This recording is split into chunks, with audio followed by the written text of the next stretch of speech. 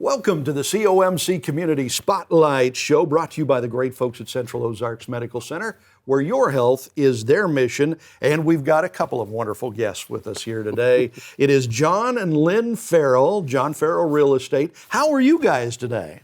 Fabulous. Fantastic. Good morning. Good morning. So John and I were talking about you guys, your country music jamboree one day, and we started telling stories, or you started telling stories of the past here at the lake, and I said, we need to sit down and talk about some of these things on the Community Spotlight Show. So that is why we're here, to kind of to delve into your rich treasure trove of memories here at Thanks the a lot, lake. John. He's to blame Yeah. for all of this. So, and you guys actually see, we all think of you guys, it's John and Lynn Farrell. They've been at the lake forever, stuff like that. You guys actually came to the lake at different times. You didn't come together. You came when? In 1971. 1971. Yeah, July the 5th, 1971. Dang, you I remember the it day. well, in an old car and a small U-Haul. Really? From where? Where did you come from? Oh, I grew up in northwest Missouri. Okay. On a small farm, family farm, and all the relatives, aunts, uncles, and everybody around close, and cousins, and it was absolutely fantastic childhood. Yeah. Went to school, a real small school. There was 15 kids in my class.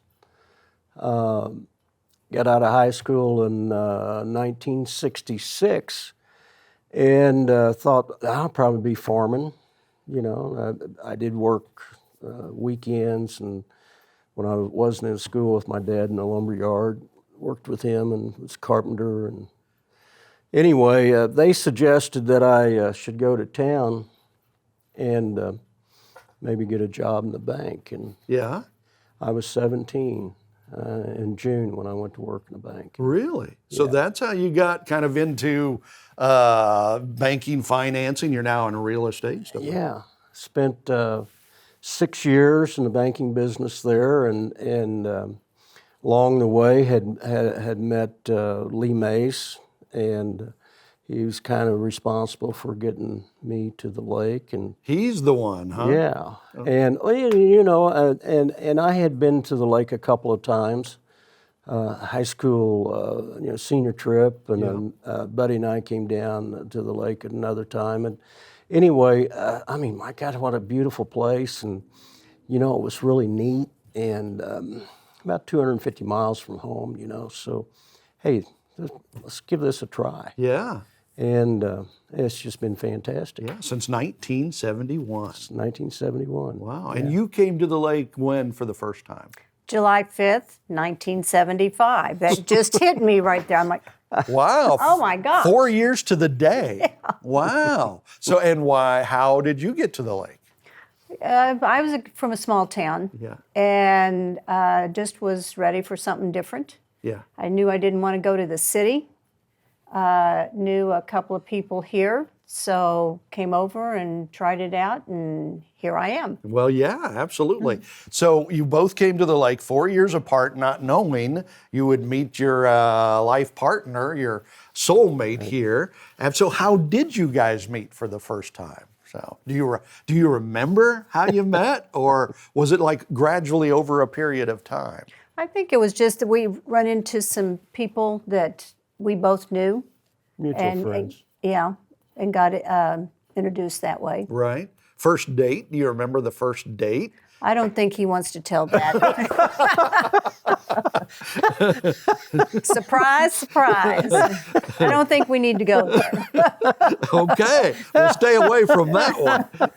So, and you guys run the Country Music Jamboree. You started that. You do that on an annual thing. So obviously you're both musically inclined, I'm guessing, right? I can dance. You can dance. I can't sing or play. Okay. So you got... So I'm on the one sitting in the corner all the time anymore because my dance partner's up on the stage. Okay.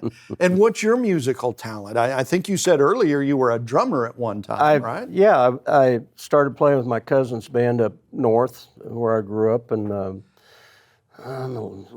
actually late 60s. Yeah. And I was a drummer. And I came here as a drummer. And then I played drums for a few years here, since of transitioning to playing bass, and played upright bass and bluegrass stuff, and then transitioned into electric bass and country stuff. It's amazing to me how musicians can just kind of do a little bit of everything, like drumming and playing the bass and playing the guitar and all this stuff. And I mean, because that's all foreign to me. So you come here in the 70s, 71, 75. Has the lake changed a little bit since the early 70s? I mean, what was it? Was it like a ghost town back then, or was This time of year. This time of year, because when summer was over, things just kind of shut down. Yeah, Labor Day. Yeah. Except at the time when the Worldwide Church of God group came in, and that was in September. Huh. And they would come in for, I think, 10 days was their visit. Yeah. And there would be 7, 8, 9,000 of those people coming Wow. in. And that was the real shot in the arm for the businesses, resort owners. Of course, at that time, the lake was made up of small family resorts, 10 units, 20 units, whatever. And they were scattered around the lake.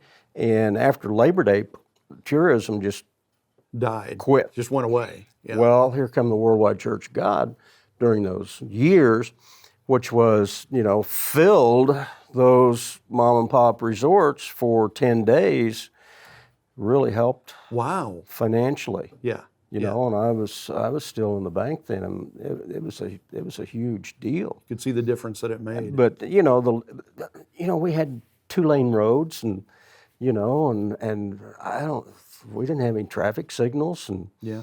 and on the holidays, Memorial Day, 4th of July, Labor Day weekend, if you got stuck on one of those side roads trying to get out on Highway 54 or Highway 5, Yeah. sometimes it took forever, You're going to be there for a while. That happens still today sometimes. Correct. Well, still, but now, you see HH, traffic signals, and KK traffic, there's traffic lights everywhere, Yeah. Yeah. and of course, Now we have roundabouts. Right. And yeah. roundabouts. I do love those. but in that time, in that era, and when I got here, my God, on the heavy weekends, the traffic would back up forever. Yeah. Yeah. That bypass was a big thing for this community. Bypass. We'll talk about that. A lot of the changes that we've seen. We've got John and Lynn Farrell. We'll continue here on the COMC Community Spotlight Show.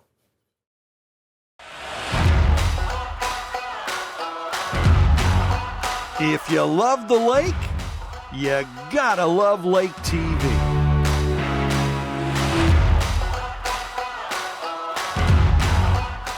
At COMC, your health is our mission. Central Ozarks Medical Center offers 3 OBGYNs at the Osage Beach Clinic and 2 pediatricians with same-day appointments available. At COMC, our doors are open to everyone with 5 primary care locations conveniently located across the Ozarks. COMC for the best medical, dental, and behavioral health care. Get more info on how COMC can help you at centralozarks.org. COMC, where your health is our mission.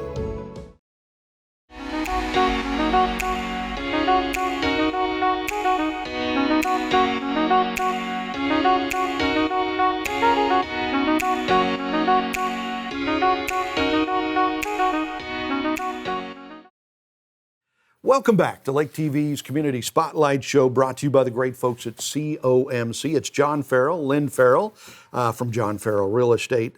Been here since the early 70s, so you've seen a few changes. We were just talking about the traffic conditions back in the old day. Before the bypass, everything went on the parkway, right? And that thing would back up during the summer. Back up forever. Yeah. Before the expressway, or whatever they call it today, they did widen 54, the old highway. So you did have some turn lanes, occasionally. That really helped. Yeah. Really helped. But, during season and on those heavy holiday weekends and in most weekends, it was terrible trying to get around. Yeah. You had to plan your Plan for the extra time to just get through town. If you wanted to run to the grocery store, you had, Yeah. But then on the lake, in those days on the lake, the boats today, of course, Bigger. You see 40, 50, 60-foot boats. And Yeah. 100-mile-an-hour boats and, crazy. But at the time, back then, Yeah. and we got into boating when we got together. And we had an 18-foot boat. Yeah. And And that was plenty big back then, right? and sometimes we'd go, when we could, we'd get out early of a morning before Lynn would go to City Hall and I'd go to the bank, and we'd ski. We'd ski on the main channel, we'd ski everywhere, just had a fantastic time. I taught Lynn how to get a skier up, and stuff, Yeah. so just the two of us go out and ski. It was just fantastic. Great time. It was fabulous, in those times. And the people today, that didn't get to experience that, Yeah. Today it's just, I'm like, wow, I can't believe the boats. The water back then was so much more quiet, wasn't it? I mean, the boats were smaller, and there weren't nearly as many boats. No. And so it was kind of a different, much more placid lake, Well, then even it got to where, on the 4th of July or the heavy weekends, like, can't be out in that, Yeah. When today is like, Definitely don't want to be out in I that. have a big boat. Did you guys ever see it turning into what it's turned into, like the #1 recreational lake in America and millions of people coming here every year? I know that that was kind of the goal of some of the city fathers and stuff like that. But did you really see it happening like it has? No, I don't think. Of course, to me, it's been the greatest place in the world to live. I can't imagine living anywhere else. I think the lake, the people here, and everything, and the opportunities, has been fantastic. And I've said, I think the chambers, and at the time, the Lake Association, which I got to serve on the board and then serve as president of the Lake Association. And then that transition into the Convention Visitors Bureau, and I was involved.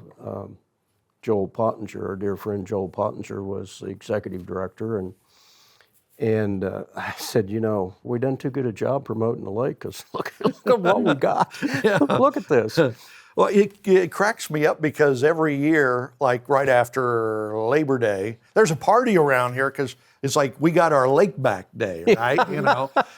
And it's kind of like what you said. We promoted it so well that the lake doesn't even really belong to the locals during the summer. It's just kind of a party destination for a lot of folks. It's fantastic. Yeah. It's really fantastic.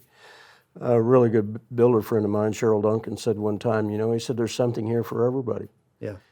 And to own something here, because, there's small condos. It's so much less expensive that most anyone can afford, up to the luxury, Right.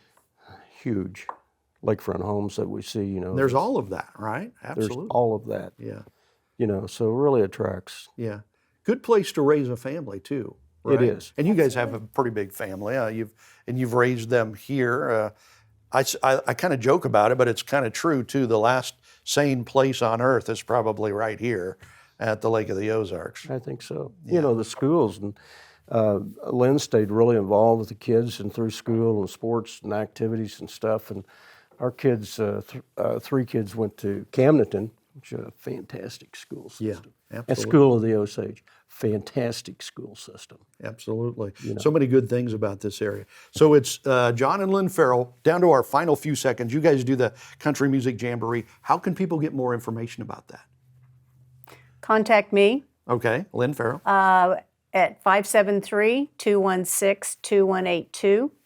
And we have strong membership now regarding the Genuine Country Music Association, but all the main contacts come through me, so we've got other directors and members of the board, but somehow or another I got put into that position. So Somehow I think you do a pretty good job at it. So it's John and Lynn Farrell, and we'll have more with them because they've got plenty of stories. So keep watching here on the Community Spotlight Show. Thank you, guys. And thank you for watching Lake TV's Community Spotlight Show.